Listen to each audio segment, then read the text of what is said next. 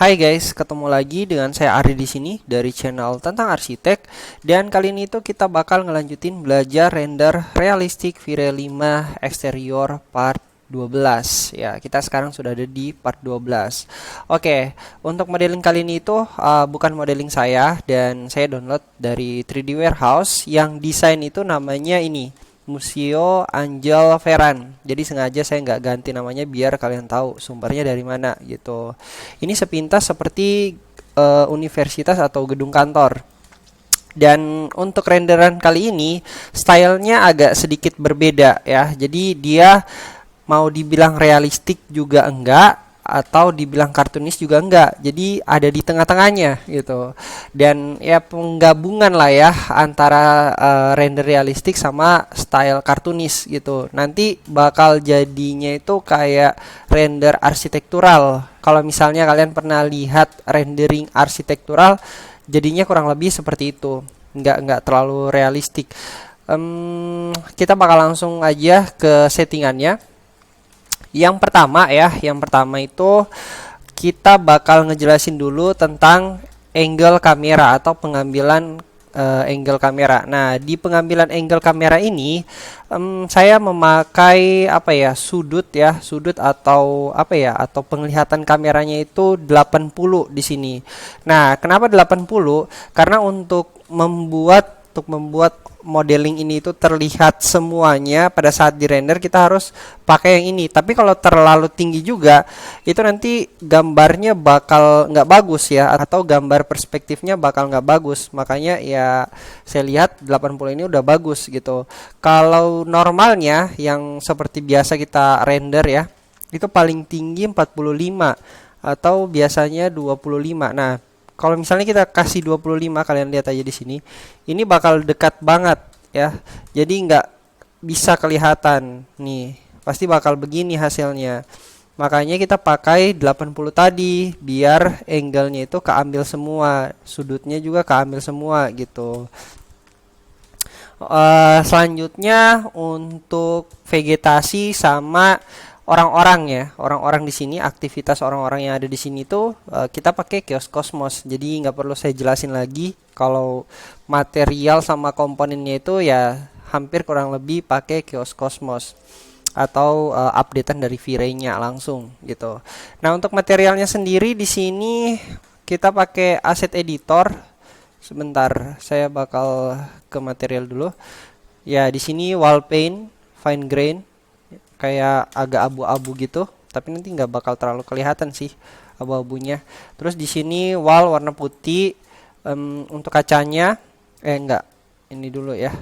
Untuk list-listnya ini atau kusen ya, ini kita pakai aluminium ya, hampir-hampir sama semuanya. Materialnya juga sini aluminium. Terus untuk kacanya kita pakai clear glass di sini. Terus apa lagi ya? Udah sih, kalau untuk settingan material nggak ada yang terlalu kayak gimana-gimana gitu. Kayak misalnya di tutorial sebelumnya itu bener-bener kita fokusin ke hasil atau stylenya itu realistik gitu. Jadi bener-bener disetting untuk dari materialnya sendiri, dari material aspalnya. Di sini kan nggak pakai aspal gitu. Kita pakai material bawaan semua. Kayak misalnya ini jalanan beton kita pakai konsentrat 02 gitu.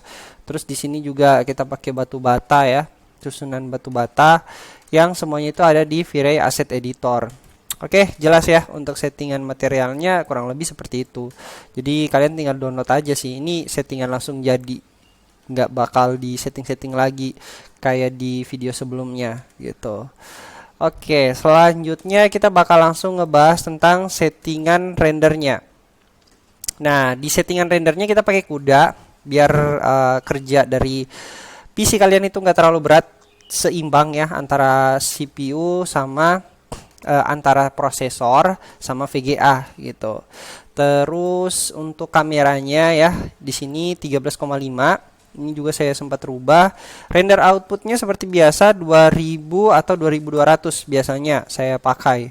Terus environment. Nah, environment di sini 70 40, GI-nya 40, terus backgroundnya 70. Walaupun nanti sebentar ini backgroundnya nggak bakal kepakai sih.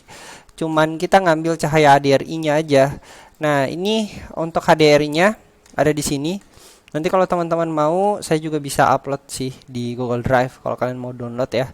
Ini kita pakai yang ini untuk cahaya HDRI-nya.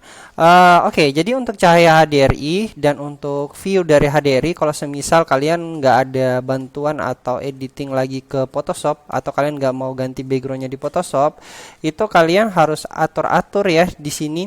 Kalian harus sesuaikan, setiap view itu berbeda ya. Jadi saya sudah pernah jelasin sebelumnya bahwa HDRI atau settingan HDRI yang kalian pakai di setiap angle atau di setiap view itu bakal berbeda. Misalnya di angle ini kita pakai yang untuk apa ya, untuk pergeseran itu ke sini ya, atau model gambarnya itu ke sini. Terus berganti angle lagi ke sini.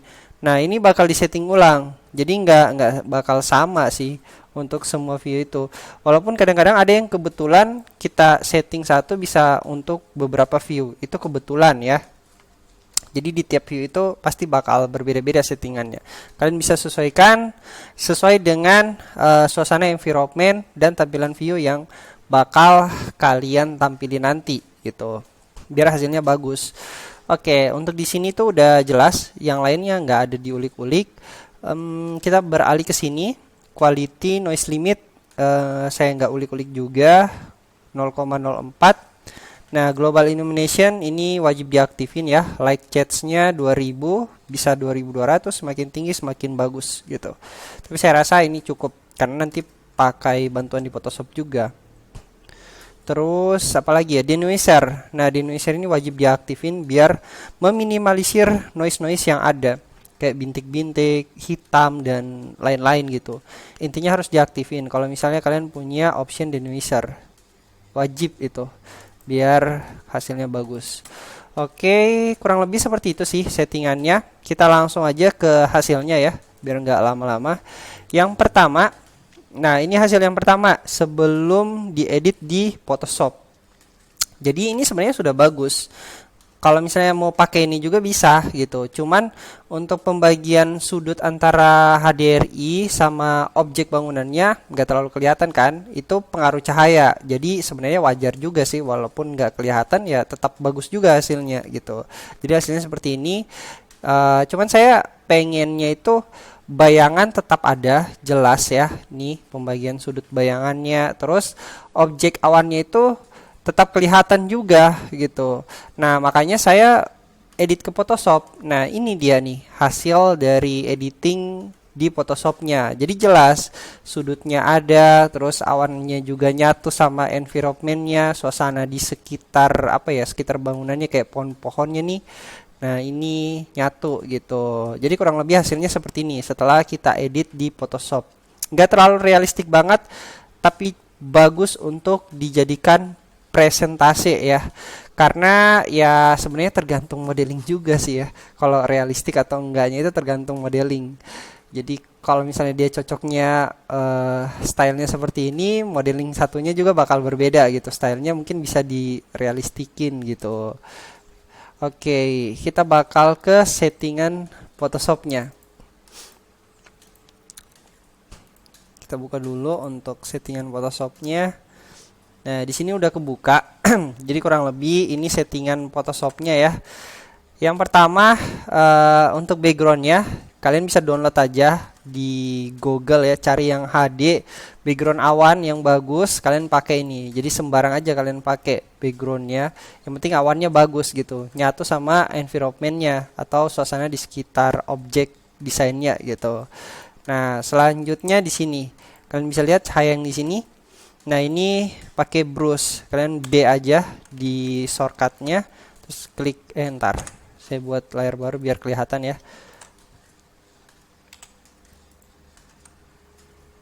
Ini nih.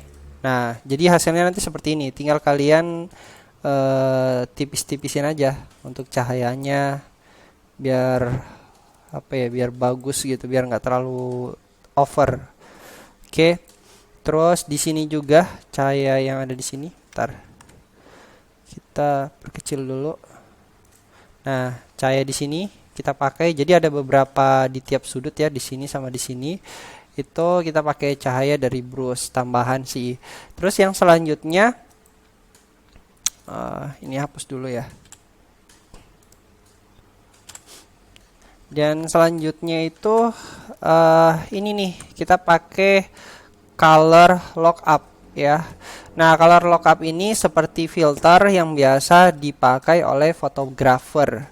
Ini sudah saya jelaskan juga di tutorial sebelum ini atau di video sebelum ini. Jadi di sini ada pilihan-pilihannya. Kodak ini kayak apa ya? Kayak kamera ya. Kalau misalnya kalian pernah lihat kamera Kodak tipe lah, tipe kamera. Nah, ini kalian lihat aja, berubah-berubah nih stylenya. Dia mengatur style atau filter secara keseluruhan. Dia mengatur style atau filter secara keseluruhan dari gambarnya gitu. Jadi suka-suka kalian mau pakai apa, tinggal kalian sesuaikan aja style yang cocok untuk gambar kalian. Nah, ini juga bagus sih.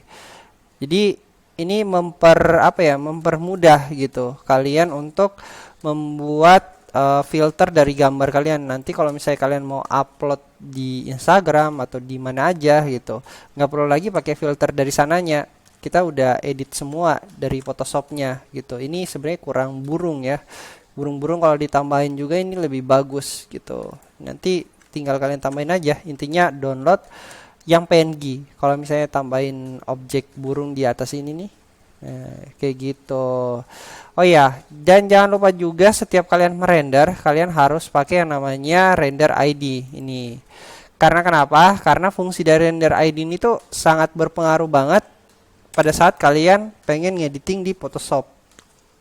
Dia membagi setiap objek dengan warna yang berbeda-beda gitu. Misalnya bangunan ya. Jadi bangunan ini kalian bisa gampang aja ngeditnya. Mau dikontrasin untuk bangunannya aja, tinggal ke sini. Nah, terus kalian kontrasin bangunannya di curve. Nah, jadinya seperti ini gitu. Jadi lebih enak aja sih kalau misalnya kalian pakai yang namanya render ID, tanpa harus kalian susah atau ribet untuk seleksi objek yang ada di Photoshop. Ini wajib sih sebenarnya kalau misalnya kalian pengen ngeditnya lagi itu atau sempurnain finishing dari rendering kalian itu di Photoshop gitu ya. Terus apalagi ya, untuk awan ya, awan misalnya seperti ini kan ada di render ID. Terus kalian ke select di sky, nanti dia bakal otomatis ke seleksi awannya sky. Nah, kalian matiin mata yang ada di sini, terus ke objek yang sudah kalian render tadi di sini layer 0. Nah, kalian tinggal hapusin aja. Set. Nah, kalau udah kehapus kan tinggal kalian tambahin awan yang ini, yang dari downloadan kalian dari Google kayak atau dari mana aja gitu. Ya, jadi bakal lebih mudah gitu. Oke, jelas ya, kurang lebih seperti inilah hasilnya. Dan jangan lupa untuk kalian support terus channel ini dengan cara kalian like, komen, subscribe, dan yang paling penting kalian share ke teman-teman kalian agar semakin banyak yang tahu tentang channel ini. Terus saya juga semakin semangat untuk membagikan konten seputar pengetahuan tentang arsitek maupun arsitektur gitu. Oke, saya Ardi pamit undur diri, sampai ketemu di next video berikutnya. Bye guys.